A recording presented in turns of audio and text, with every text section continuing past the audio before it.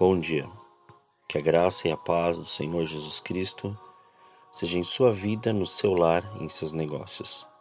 Quero agradecer a Deus por permitir entregarmos nossas primícias a Ele e juntos desfrutarmos de mais um dia dessa palavra que se encontra no livro de Esther, capítulo 4, versículos 11 a 17 e capítulo 5, versículos 1 a 3.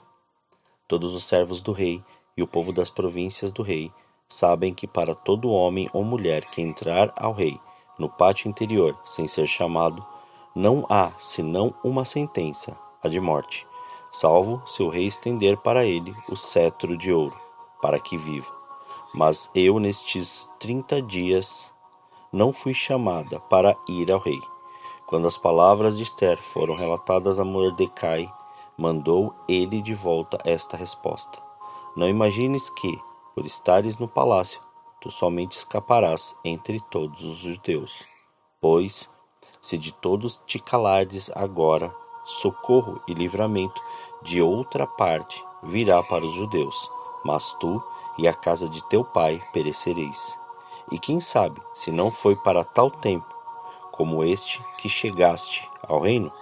Então mandou Esther que tornassem a dizer a Mordecai: Vai e reúne todos os judeus que se acharem em Susã, e jejuai por mim. Não comais, nem bebais durante 3 dias, nem de dia, nem de noite. E eu e as minhas moças também assim jejuaremos. Depois irei ter com o rei, ainda que seja contra a lei. E se eu perecer, pereci. Assim Mordecai se foi e fez conforme tudo o que Esther lhe tinha ordenado. No terceiro dia, vestiu-se Esther com seus trajes reais e se pôs no pátio interior da casa do rei, em frente à sala do rei. O rei estava sentado no seu trono real, na sala real, de frente para a entrada. Quando o rei viu a rainha Esther, que estava em pé no pátio, agradou-se dela e estendeu o cetro de ouro que tinha na mão. Assim Esther chegou-se e tocou a ponta do cetro. Então o rei lhe perguntou: Que é o que tens, rainha Esther? Ou qual é a tua petição? Até metade do reino se te dará. Ao meditar sobre essa passagem e entender o contexto dela, observamos um propósito se cumprindo diante daquilo que uma pessoa foi chamada a realizar. E isso me leva a pensar sobre o propósito de Deus na vida de cada um. Porque muitas vezes acreditamos que o Senhor nos coloca nos lugares, nos tira de outros, nos faz chegar a pessoas, nos acaricia com milagres, faz vivermos maravilhas porque somos escolhidos. Na verdade, só vivemos tudo isso para um único propósito: manifestar a glória de Deus naquele lugar. Você já perguntou para o Senhor por que está nesse lugar? E quero me aprofundar nisso conforme o Espírito Santo de Deus está mostrando. Qual o propósito de você estar trabalhando nessa empresa? Qual o propósito de você estar trabalhando hoje em home office?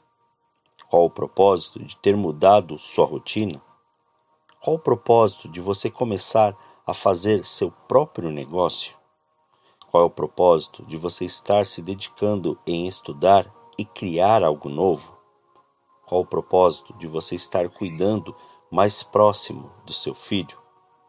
Qual o propósito da sua dedicação em estudar a palavra, orar e ouvir a voz do Espírito Santo? Qual o propósito de você fazer a vontade de Deus? Qual o propósito de você estar exercendo um cargo numa igreja? Qual o propósito de você estar ajudando famílias e vidas em meio a uma pandemia? Qual o propósito para você dizer o que está escrito na palavra e não viver tudo o que diz? Qual o propósito de abrir sua boca para falar mal do próximo, independente de quem for, dizendo-se seguidor de Cristo? Qual o propósito de dizer que ama se não quer se doar por aquela pessoa? Qual o propósito de ter muito dinheiro se não faz o que o Senhor te disse? Qual o propósito de não ter nenhum dinheiro e continuar murmurando? Qual o propósito de saber o que fazer e, para não desagradar a pessoa do seu lado, você não faz? Qual o propósito de você ter sido chamado filho por Deus? Esther não sabia o que tinha que fazer quando seu tio Mordecai lhe enviou ao palácio e ela foi constituída pelo rei Assuero como rainha. Mas, quando Amã, que não aceitava que Mordecai não se prostrava diante das coisas do rei, sutilmente manipulou o rei e fez com que assinasse um decreto de morte a todos os judeus. Diante desse decreto, que não podia ser revogado, algo precisava ser feito.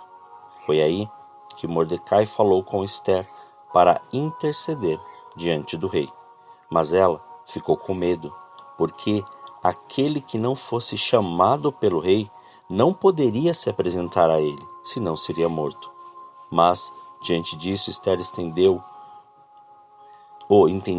qual o propósito e disse ao seu tio para todos jejuarem durante 3 dias e 3 noites, que estaria junto com as que estavam com ela e jejuariam. E assim o fizeram. E isso me faz lembrar daquilo que Jesus disse no Evangelho de Mateus, capítulo 17, versículo 21. Este tipo de demônio, porém, não se expulsa senão por meio de oração e jejum. Porque o que Esther estava passando era um ataque físico, mas com uma raiz espiritual, pois estava vinculado a dizimar o povo de Deus. Por isso, o jejum de 3 dias e 3 noites.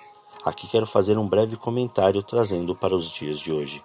Quantas vezes nos deparamos com assuntos exatamente dessa magnitude para resolvermos situações e circunstâncias que estão sobre um decreto e este decreto é irrevogável.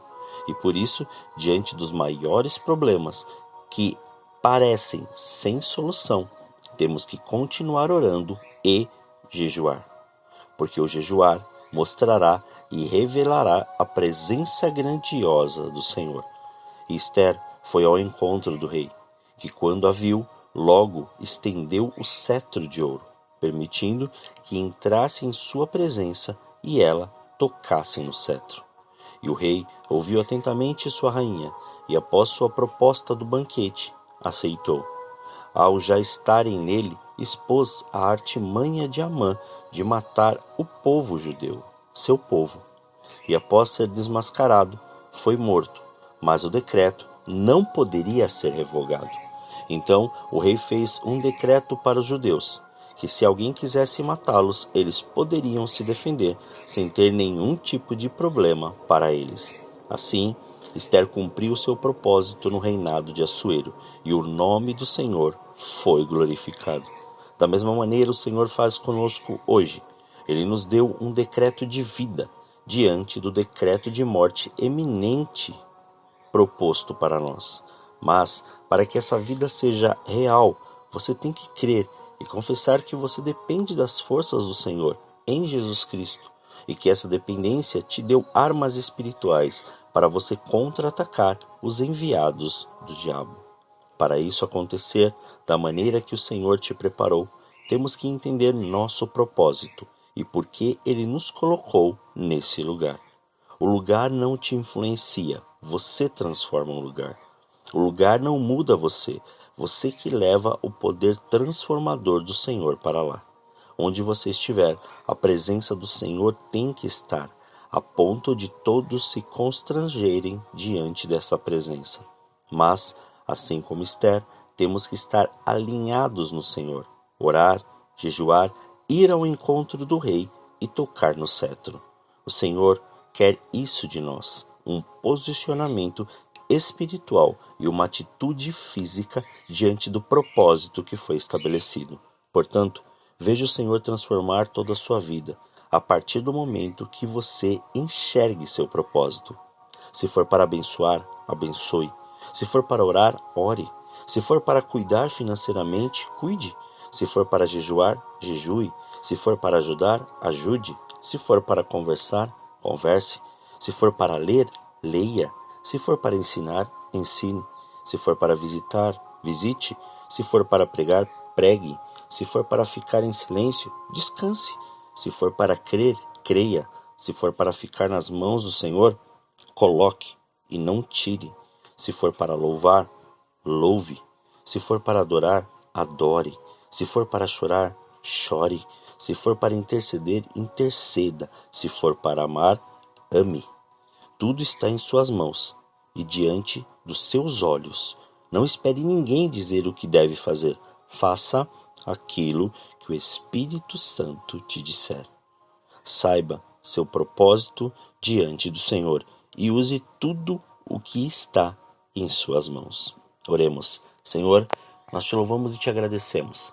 Graças te damos por esse dia. Entregamos estas primeiras horas, nossas primícias a ti, para que se cumpra e estabeleça o seu querer e a sua vontade. Sabemos que tudo está diante de ti e nada foge diante dos teus olhos. Então, Pai, apresenta-nos a cada dia, a cada momento, a cada situação, a cada circunstância, qual o nosso propósito de estarmos vivendo ou de estarmos passando por determinado, Pai, problema ou determinada situação, ou estarmos, Pai, nestes lugares.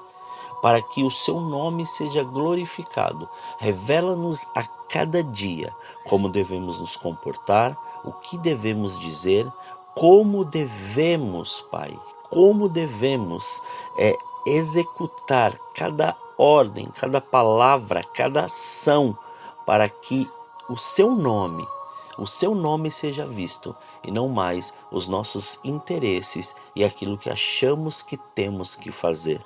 Pai, nós somos teus e diante disso nós pedimos perdão a ti pelos nossos pecados e pelas nossas transgressões.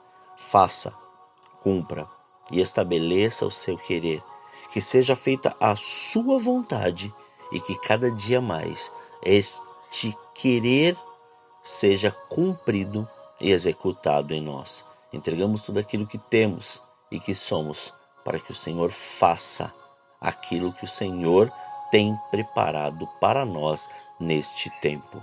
Muito obrigado, Senhor. Assim nós oramos, agradecidos, em nome de Jesus. Amém. Tenha um dia abençoado na presença do Senhor.